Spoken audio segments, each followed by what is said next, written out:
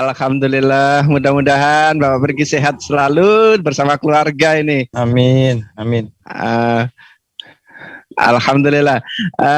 Bapak Pergi ya, ini langsung saja kalau kita sudah dengarkan bagaimana penjelasan Bapak Matur dan juga Bapak Arifin yang sangat luar biasa ya.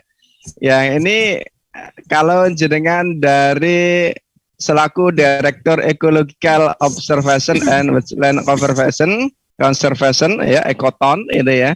Ya, bagaimana menurut pengamatan jenengan ya mengenai lingkungan khususnya yang ada di Jawa Timur, khususnya di Jawa Timur. Apakah lingkungan hidup ini masih ramah terhadap manusia atau memang sebaliknya ini? Apakah memang demikian sehingga terjadi muncul beberapa kali ya, bencana ini? Mungkin bisa dijelaskan menurut pengamatan Bapak Prigi sekali sebagai Direktur Ekologi. Monggo Bapak Prigi. Matur suwun Mas Latif. Terima kasih untuk semuanya. Jadi Bapak Ibu sekalian, mungkin kami mengenalkan dulu ya. Ekoton itu adalah lembaga kajian ekologi dan konservasi lahan basah yang khususan itu bergerak di bidang monitoring kualitas air Kali Brantas dan sungai-sungai yang ada di Pulau Jawa. Kenapa kita bicara sungai? Karena sungai ternyata sangat penting bagi kita semua, karena hampir 98% bahan baku PDAM di Sidoarjo, Gresik, kemudian Surabaya itu sumbernya dari Sungai Brantas gitu. Sehingga kemudian sungai ini sangat penting. Nah kemudian ini kan kemudian sangat ironis karena sungai ini juga digunakan sebagai tempat pembuangan limbah dan orang buang sampah. Jadi sebenarnya kan saya tuh mengukur dari sungainya ya, keberadaban sebuah bangsa, kemudian bagaimana kemasyarakatan sebuah komunitas itu kita lihat bagaimana masyarakat itu mengelola sungainya begitu. Jadi sementara kita melihat sungai-sungai di Jawa itu semuanya rusak. Jadi dalam catatan kami sungai di Jawa itu dalam kondisi yang rusak begitu. Jadi mungkin dilanjutkan dituliskan. Jadi kerusakan pertama itu dari plastik. Jadi tidak hanya kemudian perilaku industri tapi juga perilaku masyarakat. Jadi pemerintah itu belum mampu mengelola sampah. Jadi kita nggak bisa kemudian melulu menyalahkan masyarakat karena sebenarnya pemerintah belum menyediakan sarana pengelolaan sampah dengan baik. Jadi pemerintah itu cuma mampu mengelola kurang dari 50% lah populasi di wilayahnya gitu. Saya contohkan seperti di Lamongan, Gresik gitu ya. Jadi kota-kota di sepanjang Brantas dan Bengawan Solo itu ternyata pemerintahnya hanya mampu melayani sekitar 50% ke bawah, sehingga 60%, 70% warganya itu masih membuang sampahnya ke sungai. Seperti gambar yang kita lihat bersama-sama ini, setiap tahun Indonesia itu penduduknya menghasilkan sekitar 8 juta ton sampah plastik, 8 juta ton. Dari 8 juta ton itu hanya sekitar 3 juta ton yang terkelola. 5 juta ton itu tidak terkelola dengan baik, dibuang ke sungai, kemudian dibakar, kemudian seperti ini Pak gambarnya. Jadi orang masih kemudian ya ini salahnya pemerintah tidak mengelola, tidak mampu melayani penduduknya. Dan juga kita Kementerian Lingkungan itu punya survei yang menunjukkan indeks lingkungan hidup atau indeks kepedulian masyarakat itu masih sangat rendah. Jadi kalau dinilai 0 sampai 1 itu masyarakat Indonesia itu indeks peduli lingkungannya itu 0,56. Jadi ini sangat buruk sekali, dan oleh karena itu Indonesia menjadi negara yang menyumbangkan sampah plastik terbesar kedua setelah Cina. Di tahun 2015 itu ada survei atau penelitian lah yang menunjukkan kalau setiap tahun Indonesia itu menyumbang sekitar 3,6 juta ton sampah ke lautan. Jadi kita tuh membuang sampahnya ke lautan. Jadi kita sebagai kadang-kadang kita juga malu yang penduduk banyak muslimnya, kemudian ternyata kita berkontribusi membuang sampah gitu ya. Jadi ini kan perilaku-perilaku yang sebenarnya setiap hari harus kita mengecek ya, mengkoreksi kita gitu. Bagaimana kita kemudian tidak memberikan beban pada bumi gitu. Jadi kalau gajah mati meninggalkan gading, macan mati meninggalkan belang, manusia mati meninggalkan plastik, sampah plastik. Jadi sampah plastik itu kita tinggalkan karena sampah plastik itu ternyata tidak bisa hancur, dia akan terus ada di bumi. Ya. Kita pun mati, tidak sampai 100 tahun umur kita, tapi plastik itu butuh 200 sampai 400 tahun untuk menjadi dia hancur gitu ya. Dari mana ya? Dari perilaku kita yang kita masih menggunakan popok sekali pakai, kemudian kalau ada tamu kita suguhi dengan aqua gitu ya. Seringkali kan kalau kita ada acara-acara itu, terutama mungkin saudara-saudara kita yang masih sering ada acara tahlilan, ada acara istighosah, itu kan sering menggunakan plastik ya, plastik botol-botol itu yang kemudian sampahnya terbuang gitu. Ini yang kemudian juga menjadi kontribusi perilaku kita, itu memberikan kontribusi pada sampah plastik gitu. Plastik ini Bapak Ibu sekalian, dia akan terfragmentasi ya, atau terpecah-pecah menjadi ukuran lebih kecil yang disebut mikroplastik. Nah, mikroplastik inilah yang kemudian ini survei tadi yang sebelumnya adalah survei dari LIPI yang menunjukkan sampah plastik itu atau mikroplastik sudah ada di semua perairan pesisir kita. Tahun ini kami meneliti di 24 sungai di Indonesia, ternyata semuanya mengandung mikroplastik. Padahal mikroplastik itu ukurannya sama dengan plankton, dan ikan itu makan plankton. Sehingga kemudian kita menemukan 82% ikan-ikan di berantas itu di dalam perutnya terdapat mikroplastik.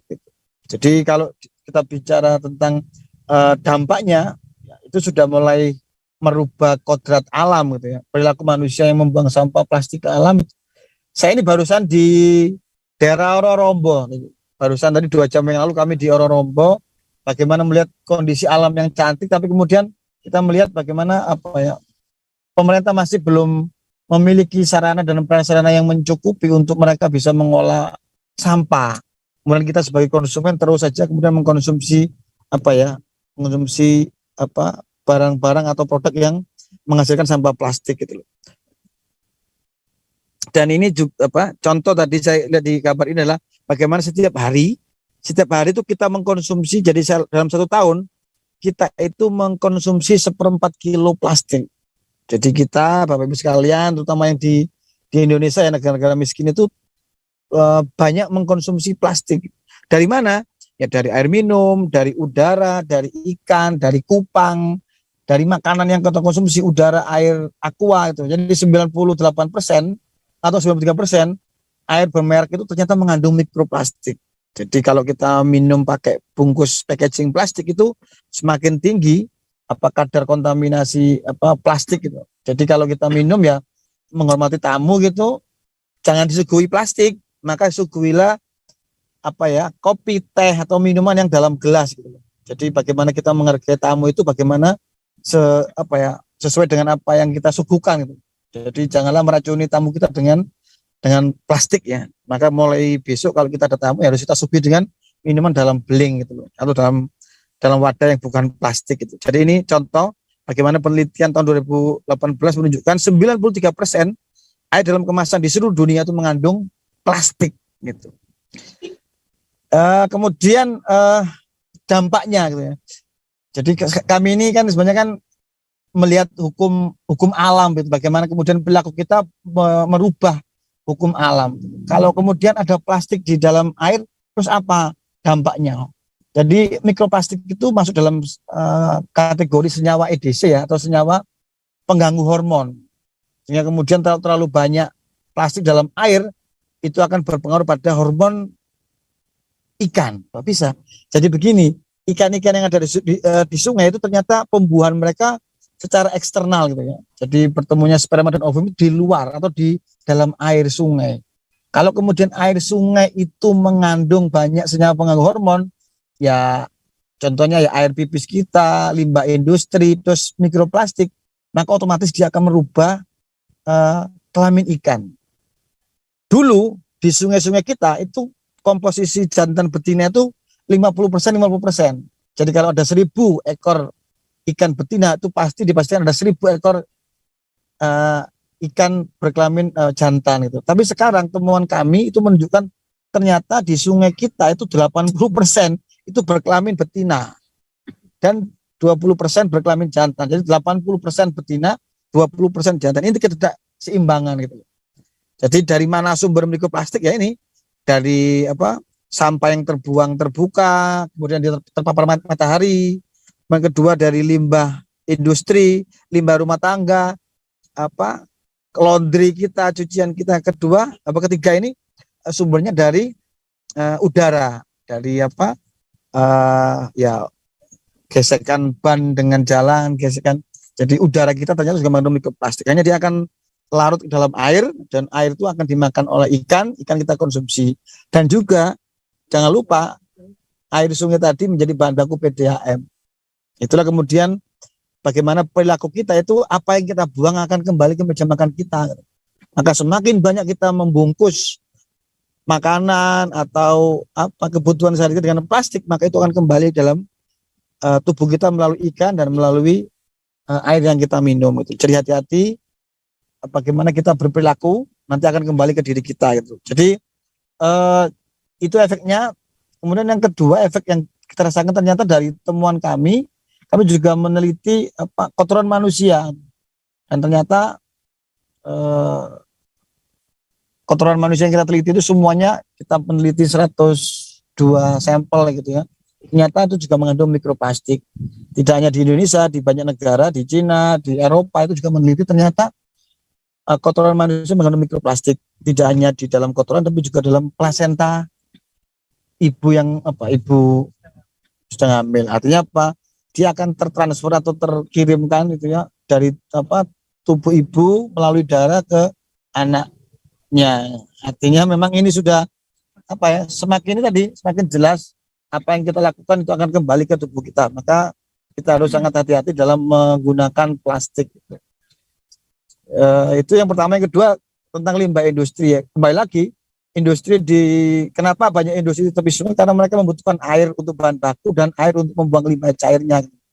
Zaman Belanda dulu Kali Brantas itu sangat menjadi primadona karena mensuplai kebutuhan pabrik gula gitu ya. Sekarang ini kan semua industri ada di tepi sungai, pabrik sepeda, pabrik miwon, pabrik teh botol, semuanya tepi sungai. Dan ini kemudian seharusnya kita harus berhati-hati karena mereka juga membuang limbah cairnya ke sungai gitu. Kalau kita bicara industri di Indonesia ya tadi dengan modal yang sedikit untuk yang besar, maka yang menjadi korban adalah lingkungan. Seringkali industri ini membuang limbah tanpa diolah ke sungai gitu. Kenapa ini bisa terjadi? Karena pemerintahnya tidak, tadi ya sama, pemerintah itu adalah bagian dari pelindung investasi. Jadi kong kali kong antara industri dengan pemerintah yang menjadi korban lingkungan hidup anak-anak kita gitu. Jadi yang kaya merasakan semakin kaya merdeka merusak lingkungan, sementara korbannya adalah orang miskin. Gitu. Jadi kenapa pemerintah demikian ya? Tadi saya contohkan banyak kegiatan-kegiatan pemerintah itu yang tidak sesuai dengan seharusnya mereka bisa melakukan pekerjaan yang lebih besar dan lebih berdampak gitu ya. Jadi dibandingkan kegiatan yang hanya sifatnya seremonial. Dan saat ini kami lagi mendorong agar pemerintah kabupaten kota di sepanjang sungai dan provinsi itu membuat kebijakan untuk melarang penggunaan plastik sekali pakai. Seperti apa? Styrofoam, saset, ini Pak Ibu sekalian ya, ada tas kresek, ada styrofoam, botol aqua, botol air dalam kemasan, kemudian sedotan. Ini yang kemudian juga harus kita ikut ya. Jadi kalau kita bersatu menjadi sebuah konsumen yang pintar dan kuat itu akan bisa merubah keadaan itu. Maka terus ini juga ya, bebaskan popok ini menjadi problem yang sangat serius di Indonesia karena sekarang ini kita kayak kebanjiran popok. Jadi ini popok ini juga menjadi indikator kalau kita tidak semakin sayang anak gitu loh. Jadi anak itu dibungkus plastik gitu ya. Seharusnya kan kita harus mau mencuci gitu ya. Jadi ini juga keberatan kita bagaimana ada jarak antara orang tua dengan anaknya. Gitu. Ini contoh Bapak Ibu sekalian industri yang membuang limbah tadi tanpa diolah di malam hari ya. Jadi di Jawa Timur banyak sekali pabrik kertas ya. Pabrik kertas miliknya Sinar Mas Group seperti di Eka Mas Fortuna di Malang, Ciwi Kimia di Sidoarjo, dan beberapa varietas yang ada di Jawa, di Kaliberantas ini, mereka membuang limbah pada malam hari. Kita minim kok, jadi mungkin minim untuk mau mengawasi industri. Jadi mungkin perlu juga semacam upaya-upaya kesukarelawan dari teman-teman sekalian untuk mau ikut terlibat mengawasi sungai. Jadi bencana lingkungan itu tidak hanya seperti yang sekarang terjadi di Semeru, tapi juga bencana sifatnya laten ya.